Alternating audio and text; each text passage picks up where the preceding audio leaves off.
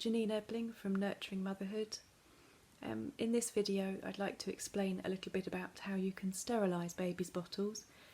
If you're formula feeding, you'll need to be doing this every time you feed your baby, and for breastfeeders you may need to sterilise either breast pump equipment, or if you're going to feed your baby expressed milk you'll need sterilised bottles to do that. You can also use sterilising for babies' dummies, or any other equipment that you want to be super clean that's going to go in your baby's mouth. It can feel a little overwhelming. There's quite a few different ways you can sterilise, so I'm just going to run through the different options and perhaps some of the pros and cons, and then a step-by-step how to use a microwave steam steriliser. Before you start sterilising your bottles, you want to make sure your hands are very clean, so give your hands a good thorough washing with hot soapy water before you start. In preparation for cleaning your bottles, you'll need to tip away any remaining milk from the previous feed. Give that bottle a little rinse out just with some plain water and tip that away. Then separate all the parts of your bottle so that your teat and the lid, the bottle and the rim are all separate. Give them a good rinse in the hot soapy water, using a bottle brush to get right to the bottom of the bottle and under the rim, and to remove all the fatty deposits that are left inside the bottle.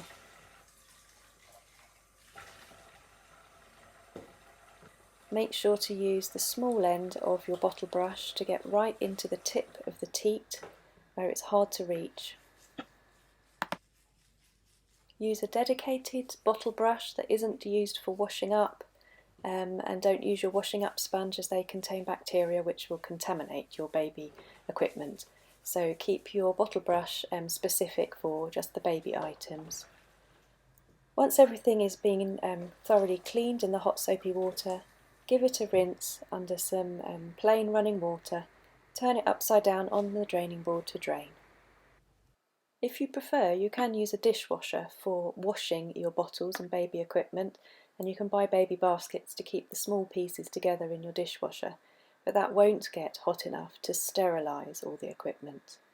There are several main methods that are used for sterilising baby equipment. There's cold water sterilisation, steam sterilisation and boiling. Cold water sterilising is where you use a large tank which is filled with water with a sterilising tablet or some kind of sterilising fluid added. You need to ensure all items are fully submerged and turned to expel any trapped air inside the bottles or teats.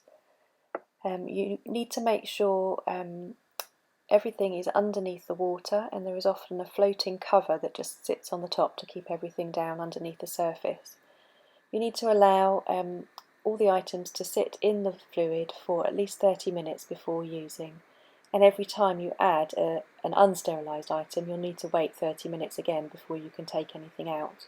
After you take something out of the sterilising tank, you'll need to rinse it in cool boiled water to remove any traces of sterilising fluid.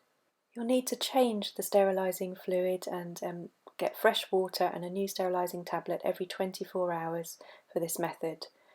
It is quite slow, but it is quite useful if you have a lot of equipment to sterilise in one go. For example, if you're expressing for twins and you've got a lot of equipment that needs to go in together. There are two main types of steam steriliser.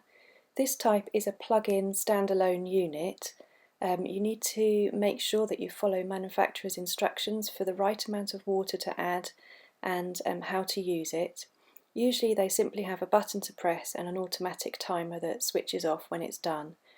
Always be cautious when removing the lid from steam sterilisers because obviously they're very hot. Then there are microwave steam sterilisers that are usually a cylindrical unit that fits into your microwave. You add water to the bottom and then you follow the manufacturer's instructions for how long it needs to go in the microwave. Different power outputs of your microwaves need different times, but it's usually between about 2 and 6 minutes in the microwave. I'll show you step by step later on in the video how to use a microwave steam steriliser. You can also buy steam steriliser bags more like a Ziploc pouch that you can just put a few items in at once and use the microwave to steam sterilise. These are great for going on holiday or going away for a weekend because they don't take up any space and they pack flat, but they only hold a small amount. Each pouch is usually reusable a few times. The final option for sterilising is to boil items in a pan on the hob for 10 minutes. You need to make sure everything is submerged under the water. There is obviously quite a high risk of scalding yourself as you do this, so it's important to have a pair of tongs, heat-proof tongs, to keep your fingers safe. It can cause quite a lot of damage to the teats. It's not an ideal way of doing it, but if there are no other options available, perhaps when you're away on holiday, it can be a good stopgap.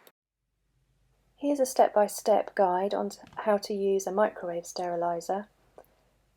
Having washed and rinsed your bottles in hot soapy water and rinsed with plain water, measure the correct amount of water into the bottom of your sterilising unit and replace the rack.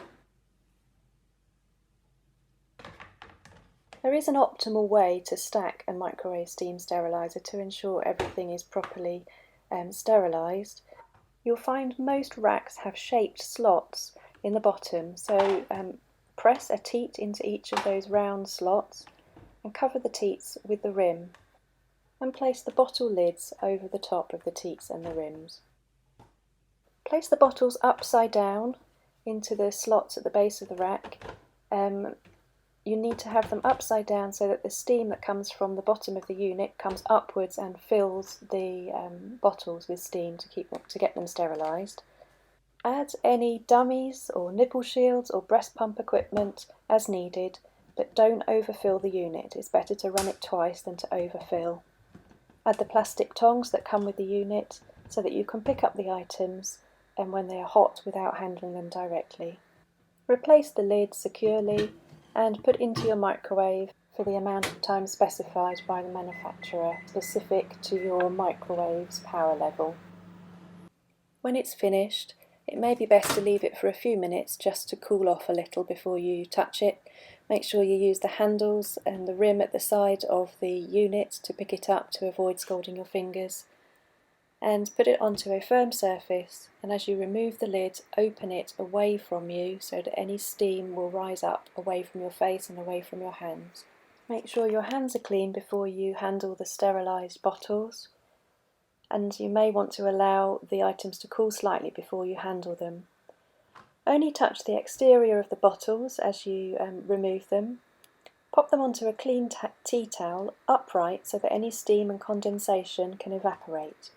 Use the sterilised tongs to pick up the teats by the tip and pull them through the rims, so you're only touching, with your fingers, you're only touching the rim. Once the moisture inside has cleared, assemble the bottles and put the lids on. Keep them as assembled, sealed units, away from dust, dirt or splashes. If you keep them like this, they can remain sterile for 24 hours. Or you can leave the items as they are in the lidded steriliser and assemble them as they're needed, as long as it's within 24 hours. Empty out the remaining water from the unit, give it a wipe over so it's ready for next use. I hope that helps you feel a little more confident when it comes to sterilising your baby's equipment. If you have any further questions, there's a very good leaflet on the UNICEF website about sterilising bottles that may be helpful and answer more questions that you may have. Hope that's helpful.